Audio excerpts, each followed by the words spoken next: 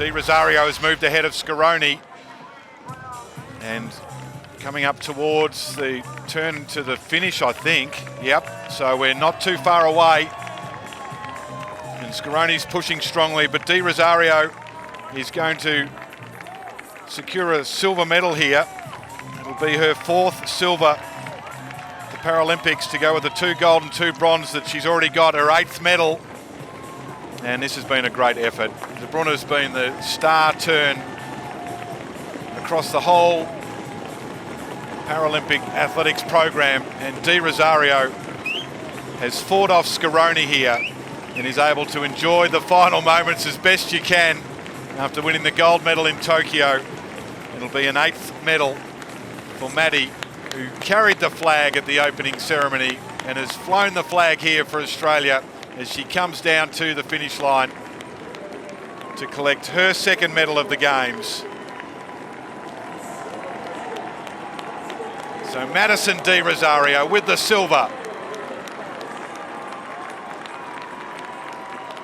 So your 5th Games, your flag bearer, bronze, silver. You probably haven't had time to think about it yet, but how has this game experience been for you?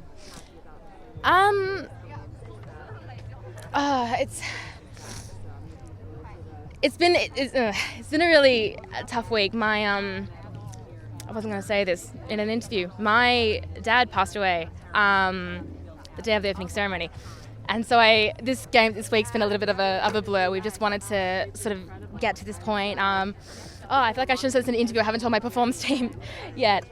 Louise knows.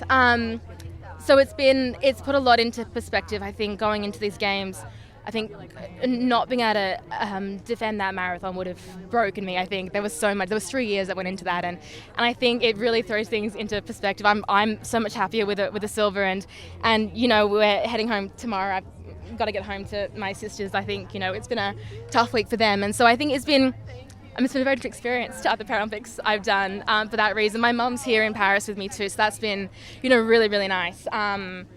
Definitely a very different games, but I also think the perspective is different, and I think I was able to go into Tokyo with that real performance focus, and over the next 3 years we kind of built that who I am as an athlete, but we put so much focus into who I am as a person. And I think going into these ones, it was how do I race as someone who I'm going to be proud of at the end, and I think you can win races in lots of different ways, but when my career is obviously getting towards the end of it, and when it ends, am I going to be an athlete that I was proud of that he will remember, or am I going to be a person that I'm really proud of? I've got, I think we say that you have to start a second life after sport, and I want to be able to do that going into that as someone that I'm really proud of, and I think I've been able to do that these games, and I think a week ago the results sort of start a little bit differently than they do right now, but yeah, very different games experience to ones I've had before.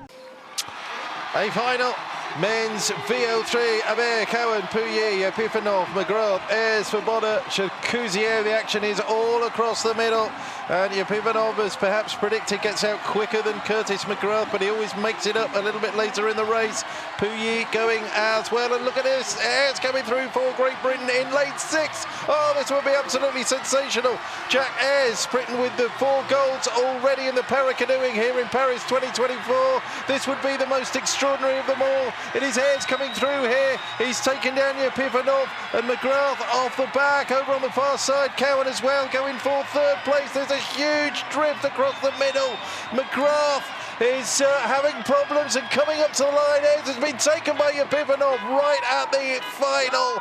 Did few McGrath come strokes. back through? Oh, and Cowan, has he held on there for the Kiwis for that bronze? I thought Ayres was going to gallop to a sensational gold there, but Epifanov, the cream has risen, and Ayres with that Paralympic Games best time, 48.59. We knew Ayres had the power and the speed, but Epifanov has come home quicker, and he has taken the gold medal again here.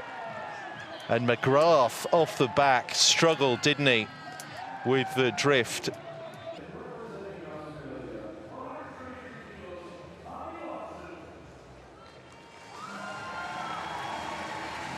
Australia's Hanni Watson makes her way to the platform for her opening attempt of 133 kilos. This is a big moment not just for Hani, but for Australian powerlifting en masse. Not represented in powerlifting at the 2016 Rio or 2020 Tokyo Games. She is now bringing para-powerlifting and Australia's prowess back to the main event here in Paris.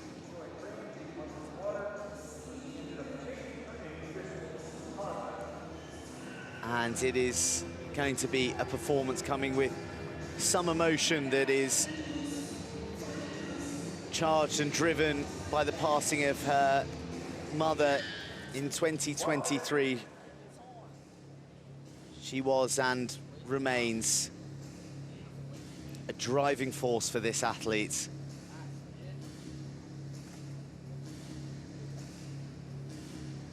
Hani Watson steadying herself, readying herself, and with 133 kilos above her on her first attempt at a Paralympic Games.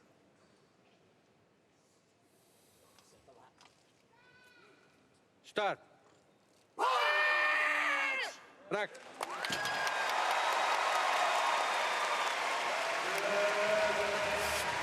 Down, stop, press, dominance from Hani Watson.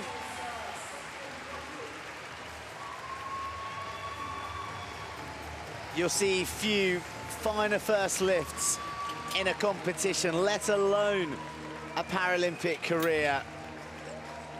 Such a big moment for her, such a big moment for para-powerlifting in the country. And it's all smiles for Hani Watson with a successful first attempt.